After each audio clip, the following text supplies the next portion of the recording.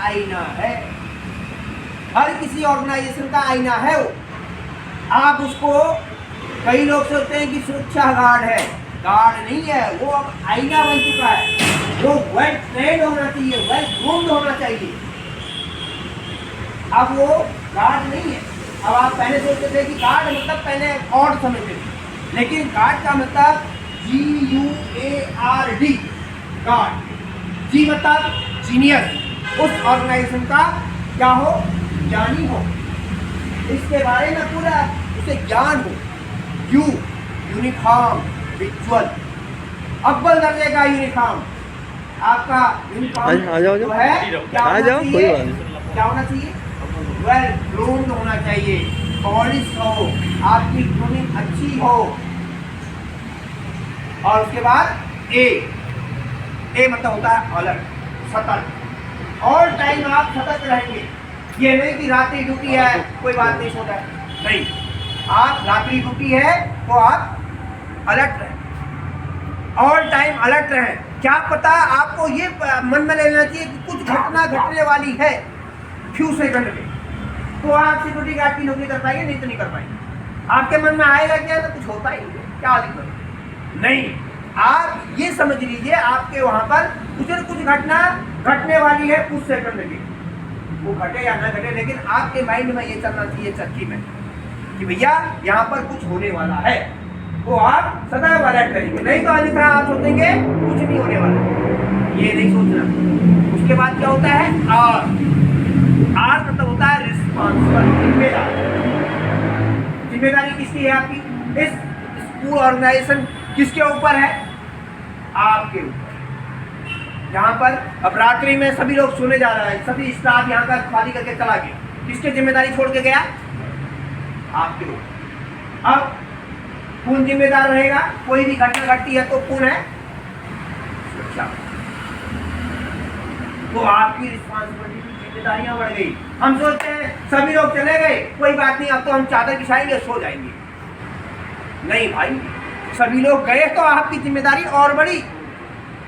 School lock हुए, छुट्टी हुई, जिम्मेदारी आपकी और बढ़ी।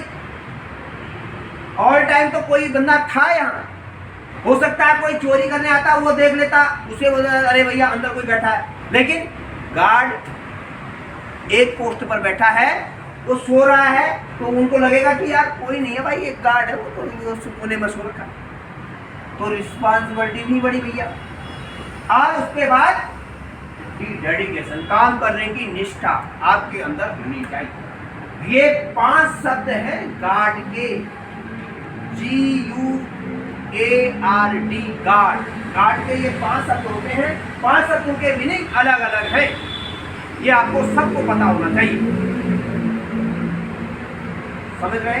तो भाई साहब पैरामीटर्स में उतरिए, ये जो पेट बाहर डाल दिए हैं इनको अंदर रखिए, अपने को फिजिकली फिट करिए, और ये सुबह जब भी आप शिफ्ट में आते हैं 15 मिनट पहले आइए, और 15 मिनट आने के बाद आप इस स्कूल के एक प्रांगण में आप थोड़ी देर के लिए सावधान विश्राम करिए, और खुद का फिजिकल भी फिट हो जाता है, और आपको पता भी चल जाता है कि सावधान में कौन सा पाँव उठाना है, कौन सा विश्राम में उठाना है। ये आपको सारी जानकारियाँ भी मिल जाती है, क्योंकि रेगुलर कोई चीज़ आपकी पड़ती है तो वो हैबिट से पड़ जाती है। अब मुझे पता है मेरी ड्यूटी 7 बजे है, मैं 7 ही बजे आऊँगा, दूसरा बंदा वो पता है भैया बैग उठाए आधा तो रास्ते में आया हो, अरे वो कब आएगा और मैं कब आऊँ। क्या आप अपना हैंडओवर, क्या आप अपना कुछ चीज़ें रख सकते हो, नहीं।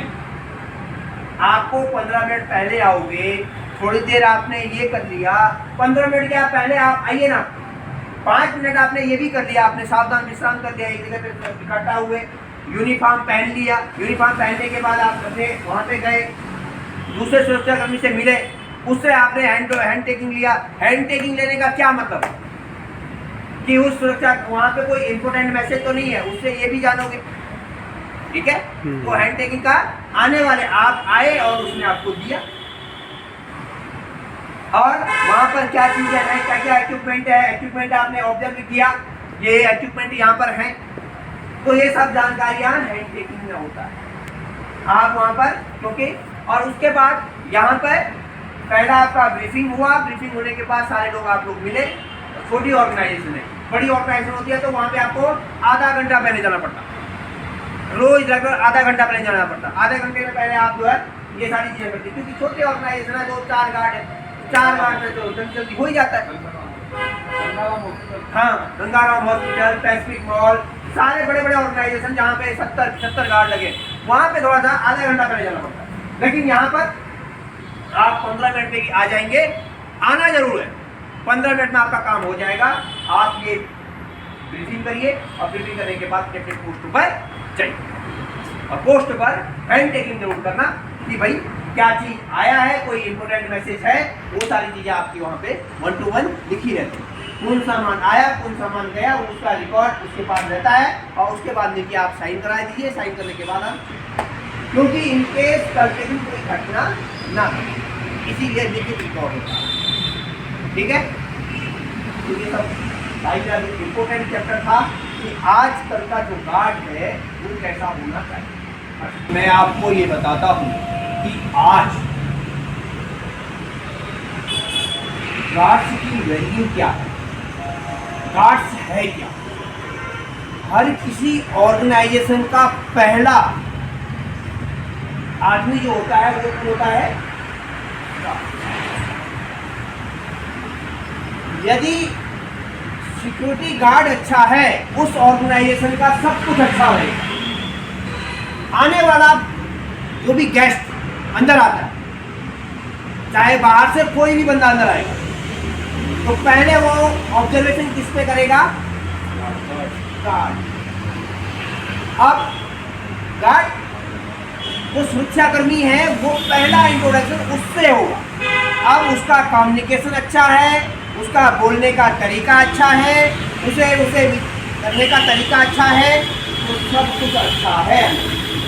यदि उसी का गलत तरीका है, बोलने का तरीका ही गलत है, तो वो सारे चीज़ों को ऑब्जर्व कर देगा कि यार नहीं, यहाँ तो बेकार, ये स्कूल बेकार है।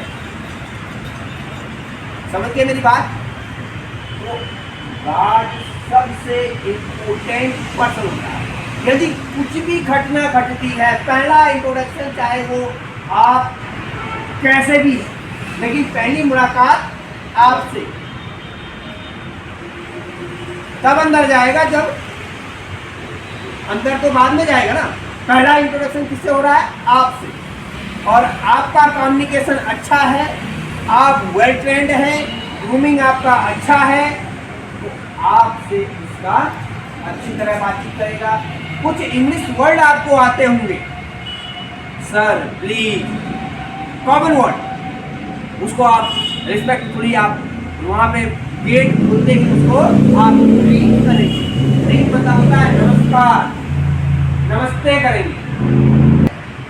तो विजुअल करना है कि जब भी कोई बंदा आता है तो उसे आप अच्छी तरह बात करें। बात करने का आपका लहजा अच्छा हो, वर्डिंग अच्छा हो, आप जो बोल रहे हो उसे स्पष्ट सुनाई दे। समझ रहे? अब आपने जब अंदर किया उस गेस्ट को अंदर करने के बाद अब आप क्या कहेंगे, उनको पानी के लिए भी आप पूछ सकते हैं। आप अपने रिसेप्शन एरिया में उनको बैठा सकते हैं, बैठने के लिए बोल सकते हैं। और उसके बाद वहाँ पर जो